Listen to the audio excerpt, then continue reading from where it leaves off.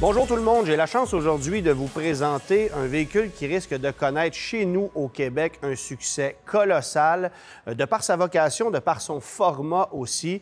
Actuellement, on voit une multiplication de véhicules électriques de moyenne et de très grande taille qui coûtent évidemment très cher sur notre marché.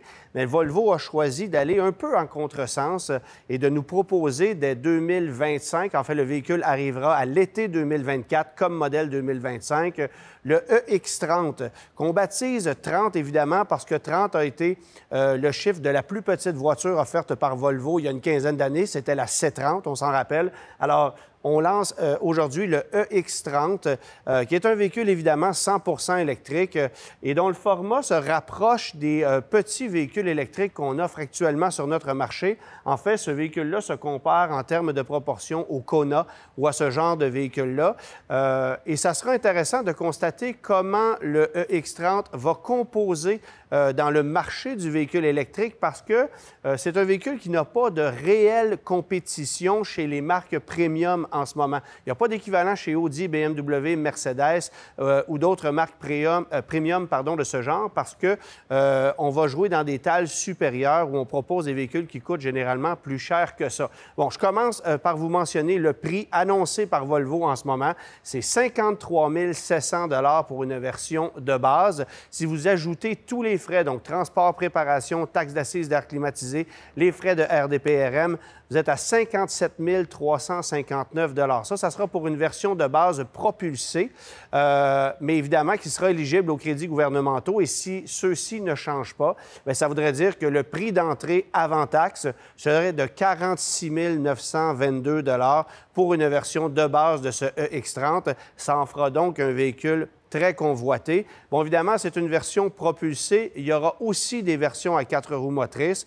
Alors, voici ce que ça donne. Si vous optez pour une version propulsée, donc un seul moteur sur l'essieu arrière, ça sera 268 chevaux de puissance, batterie de 69 kWh, mais une énergie qui sera utilisable à 64 kWh, ce qui veut dire essentiellement la même énergie qu'on propose dans l'actuel Chevrolet Bolt. Et le format s'en rapproche drôlement. Alors, ça sera intéressant de comparer ce véhicule-ci avec des véhicules électriques qui sont un peu plus mainstream, comme la Chevrolet Bolt qui disparaît, mais qui reviendra sous une autre forme prochainement, à un prix qui, essentiellement, se rapproche de celui d'un véhicule comme le Hyundai Kona électrique Ultimate. Alors, est-ce que les gens préféreront choisir un véhicule Hyundai bien équipé ou un modèle Volvo d'entrée de gamme qui risque d'avoir un équipement de base quand même assez intéressant?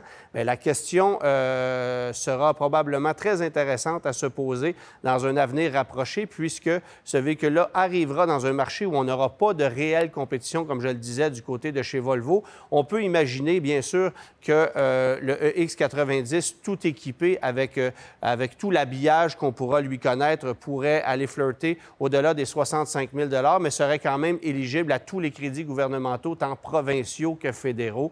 Alors, ça sera très compétitif comme véhicule. Le format est très intéressant. J'ai pris place à bord du véhicule, un habitacle lumineux, très moderne, une tablette au centre de 12,3 pouces où vous allez retrouver essentiellement toute l'information nécessaire pour le conducteur. Évidemment, c'est animé par Google. Alors, vous avez une interface Google complète comme on retrouve chez d'autres produits Volvo. Il faut savoir que ça ne partage pas la plateforme du Volvo XC40 Recharge ou du C40 Recharge. C'est une plateforme qui lui est propre et qu'on partage avec un produit vendu par Smart du côté de l'Europe et vendu par Geely du côté du marché chinois. Alors, une plateforme qui lui est propre chez Volvo avec un empattement qui est quasi aussi long que celui d'un XC40. En fait, on a 2 pouces de différence au niveau de l'empattement. Donc, les porte-à-faux sont très petits sur ce véhicule-là. Ça risque d'être intéressant donc pour la stabilité, pour le confort du véhicule, considérant son format qui est celui d'un véhicule plus urbain encore que celui du XC40. Mais on sait qu'au Québec, les petits véhicules de ce genre-là connaissent beaucoup de succès. C'est un véhicule à l'intérieur duquel vous allez avoir beaucoup d'espace aux places avant, un peu moins aux places arrière. Alors, pour ceux qui ont besoin de plus d'espace à l'arrière, là, évidemment, le XC40 offre un avantage. Même chose pour le coffre, parce qu'ici, on a 316 litres de volume cargo seulement. C'est pas ce qu'il y a de plus impressionnant. Et oui, on a un petit espace de rangement sous le capot à l'avant, mais c'est 7 litres. Alors, essentiellement, vous mettrez votre bidon de lave-glace, votre câble de recharge, et c'est à peu près tout. Mais à tout le moins, vous allez avoir un petit espace de rangement à l'avant. À l'arrière, bien, on a un plancher qu'on peut rabaisser pour optimiser l'espace cargo. Mais encore une fois, ce qui déçoit un peu, surtout si vous comparez à une Chevrolet Bolt ou à d'autres produits de ce genre-là, bien, c'est l'espace aux places arrière qui, lui, est un peu plus limité. Par contre, aux places avant, ce que j'ai aimé, d'abord, c'est le confort des sièges. Je n'ai pas pu le mettre à l'essai, évidemment. Mais le confort des sièges est authentiquement Volvo, alors ça, on l'a conservé. Et il y a beaucoup de dégagement pour les jambes, contrairement au XC40, où on a une imposante console centrale qui vient un peu gêner au niveau du dégagement. Alors ici, on a réglé ce problème-là. Alors, c'est très lumineux, c'est très spacieux au niveau des places avant, et je pense que les futurs consommateurs de ce produit-là vont adorer. Alors, je vous mentionnais 268 chevaux pour la version propulsée, mais c'est 422 chevaux de puissance si vous optez pour une version à 4 roues motrices avec 2 moteurs, donc un sur chaque essieu.